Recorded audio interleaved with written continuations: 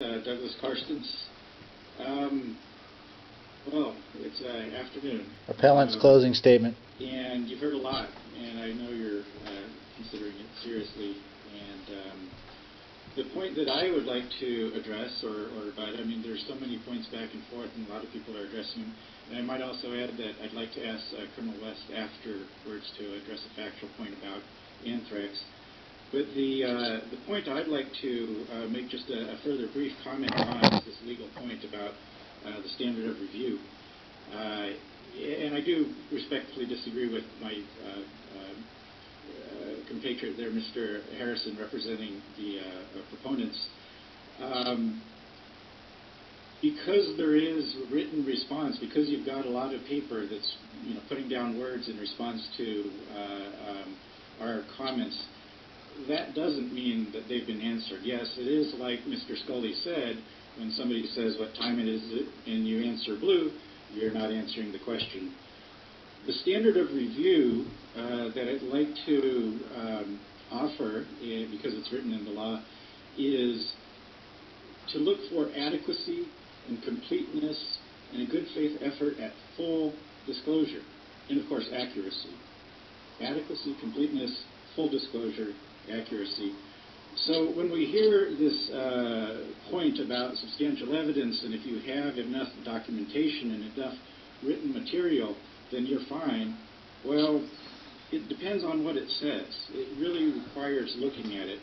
And it's not just a question of experts disagreeing. Our expert says one thing, their expert says another. The comments from the experts are valuable to look at because they can show you what's not there, what is missing, what is omitted.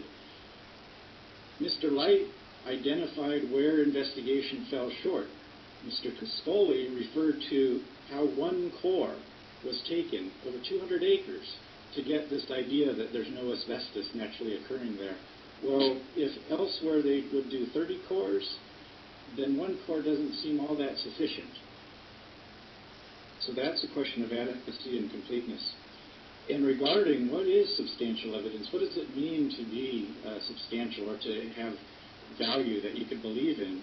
Well, that depends on the entire record, not just who's stating it or some statement. So it does not include argument or speculation. When we hear that, well, this or that is infeasible, we can't do that because it doesn't fit in the business plan. What are the numbers? What are the facts? What is the evidence? What substantiates that opinion? An opinion is not substantial evidence, and that doesn't meet any standard. So when it comes to the statement of overriding considerations, which has to be based on substantial evidence and has to be validated with reasons and factual analysis about why things are infeasible or why they won't work or why the benefits are going to outweigh the costs and the risks to the community, all that has to be based on factual evidence, not just people's assertions.